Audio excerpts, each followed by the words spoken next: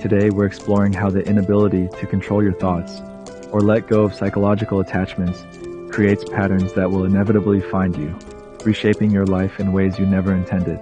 The human psyche, according to Jung, is not simply what we consciously think. It's a vast ocean of unconscious material, repressed emotions, forgotten experiences, and instinctual drives that silently pull the strings of our conscious lives. When we cannot control our thoughts or let go of what no longer serves us, we aren't merely experiencing discomfort. We're activating a powerful psychological mechanism that Jung called compensation. The psyche always seeks balance, and what remains unaddressed internally will materialize externally as circumstances, relationships, and patterns that force us to confront what we've been avoiding. Think about the recurring problems in your life, the same relationship conflicts, the persistent financial struggles, the health issues that never quite resolve. Jung would suggest these aren't random misfortunes, but manifestations of unintegrated aspects of yourself. This is why running from your problems never works. You can change your job, your partner, your city, but until you change your relationship with your own thoughts, the same patterns will find you wherever you go. Let's explore the mechanics of how this process unfolds in your psyche and your life, and most importantly, how Jung's insights offer a pathway to liberation from these unconscious patterns. The shadow is hunting for those who refuse to see it, but facing it might be the most transformative journey you ever undertake. Carl Gustav Jung, the Swiss psychiatrist and psychoanalyst, developed a comprehensive understanding of the human psyche that went far beyond his mentor Freud's focus on sexual repression. Jung recognized that our minds contain multitudes, conscious and unconscious elements that must work in harmony for psychological wholeness. At the core of his work is the concept of individuation, the process of integrating the unconscious aspects of oneself into a well-functioning whole. But what happens when we resist this natural process? What occurs when we cannot control our racing thoughts or let go of psychological attachments? Jung identified a powerful phenomenon that he called compensation. The psyche, like any natural system, seeks equilibrium. When we consciously reject certain thoughts, emotions, or truths about ourselves, the unconscious doesn't simply erase them. It compensates by manifesting these elements in our external reality. Everything that irritates us about others can lead us to an understanding of ourselves, Jung wrote. This isn't just a clever observation. It's a psychological mechanism that operates whether we're aware of it or not. The colleague who triggers inexplicable anger, the partner whose habits drive you to distraction, the situations that consistently provoke anxiety. These are all potential messengers from your unconscious, showing you parts of yourself that you've disowned or repressed. The shadow, Jung's term for the aspects of ourselves we reject and push into the unconscious, doesn't disappear when we deny it. Instead, it grows stronger and more autonomous, eventually forcing recognition through external events. This is why Jung warned, when an inner situation is not made conscious, it appears outside as fate. What you refuse to face internally will find you externally, often in painful or disruptive ways. Consider the person who cannot acknowledge their own anger. They may pride themselves on being peaceful and non-confrontational, pushing down any aggressive impulses. According to Jung's understanding, these repressed emotions don't simply vanish. They might manifest as attracting consistently angry partners, encountering hostile situations, or developing psychosomatic symptoms. The unconscious finds a way to express what the conscious mind refuses to acknowledge. Or think about someone unable to let go of past traumas or resentments. They remain mentally captive to events long past, replaying painful memories and nurturing grievances. Jung would suggest that this inability to release what no longer serves them creates a psychological complex, a cluster of charged thoughts and emotions that operates semi-autonomously within the psyche. Like a magnet, this complex attracts similar situations, creating the eerie sense that history is repeating itself. Neurosis is always a substitute for legitimate suffering, Jung noted. By this, he meant that our psychological symptoms, anxiety, depression, compulsions, often develop because we're avoiding the necessary pain of confronting our true selves.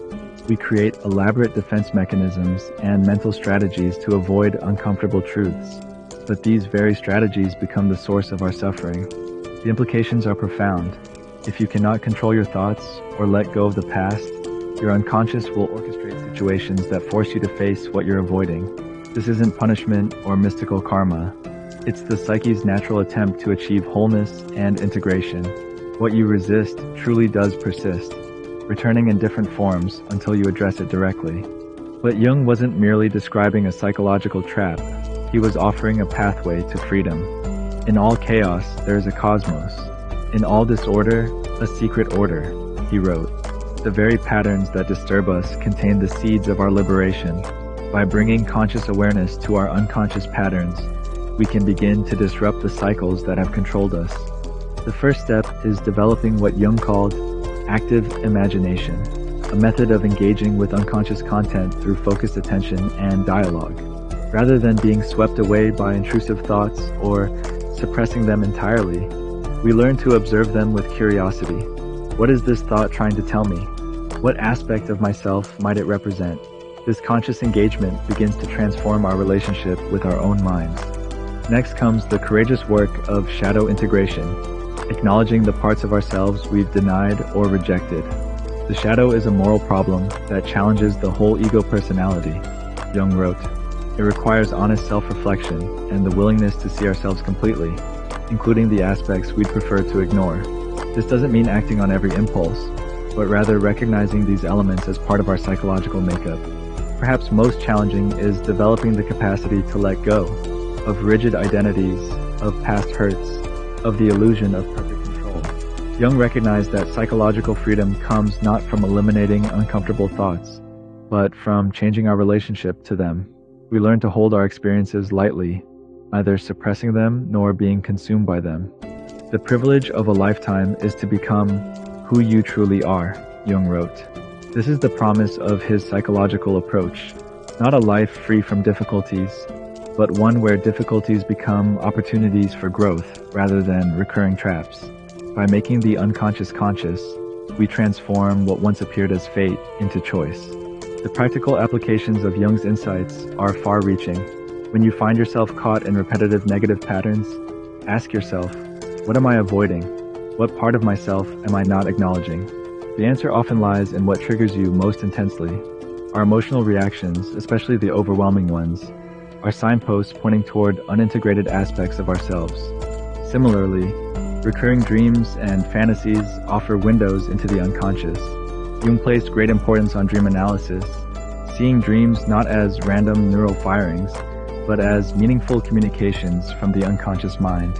Pay attention to themes and emotions that appear in your dreams. They often reveal what your conscious mind is overlooking. The body, too, speaks the language of the unconscious. Physical symptoms sometimes represent psychological content that has no other outlet. While medical causes should always be investigated, Jung recognized that some ailments serve psychological purposes, making concrete what cannot be faced abstractly. For those struggling to control anxious or intrusive thoughts, Jung's approach offers an alternative to futile attempts at suppression. Rather than fighting against unwanted thoughts, a battle that typically strengthens them, we can learn to observe them with distance and curiosity. What is it that wants my attention? Becomes a more useful question than, how do I make this stop? This isn't about passive acceptance of destructive thinking patterns.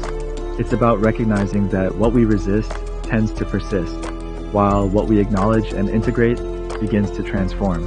As Jung put it, to confront a person with their shadow is to show them their own light. The implications extend beyond individual psychology to our relationships and communities. How many conflicts arise because we project our unacknowledged shadows onto others? How often do we criticize in others exactly what we refuse to see in ourselves? Jung observed that everything that irritates us about others can lead us to an understanding of ourselves. Our judgments of others often reveal more about our own psychology than about those we judge. Consider the phenomenon of the moral crusader who denounces specific vices with unusual intensity, only to be later discovered engaging in those very behaviors, or the parent who criticizes in their child the same traits they deny in themselves. These are compensation mechanisms writ large, the unconscious finding indirect expression for what consciousness will not acknowledge. But Jung's message wasn't one of despair. It was ultimately hopeful. By bringing awareness to these unconscious processes, we gain the power to transform them. Knowing your own dark darkness is the best method for dealing with the darkness of other people, he wrote. Self-knowledge becomes not just a personal virtue, but a social one, creating the possibility for more authentic connections. The journey Jung describes is not easy. It requires courage to face parts of ourselves we've spent a lifetime avoiding. It demands humility to recognize that our conscious perspective is just the tip of a vast psychological iceberg, and it calls for perseverance. Integration happens gradually, not overnight, but the alternative is far more costly. When we cannot control our thoughts or let go of what no longer serves us, we surrender our freedom to unconscious forces. We become prisoners of patterns we didn't consciously choose, wondering why the same difficulties keep finding us no matter how we try to escape them. I am not what happened to me, Jung wrote. I am what I choose to become. This is the essence of his message, that by making the unconscious conscious, we reclaim the power of choice. We transform from passive victims of our psychology to active participants in our own development. So, if you find yourself caught in thoughts you cannot control or attachments you cannot release, remember Jung's warning. What you don't face internally will find you externally. But also remember his promise. By turning toward what you've been avoiding, you begin the journey toward wholeness, toward becoming who you truly are. The shadow is seeking those who refuse to acknowledge it, but for those with the courage to face it directly, it offers not torment but transformation, not fate but freedom. As Jung himself put it, the most terrifying thing is to accept oneself completely. But in that acceptance lies the key to psychological liberation. Your unconscious patterns will find you until you find them first, until you shine the light of consciousness on what has been operating in the dark. The question isn't whether you'll encounter your shadow, it's whether you'll meet it consciously, on your own terms, or be ambushed by it in the form of external circumstances you cannot control. The choice, as Jung would say, is yours.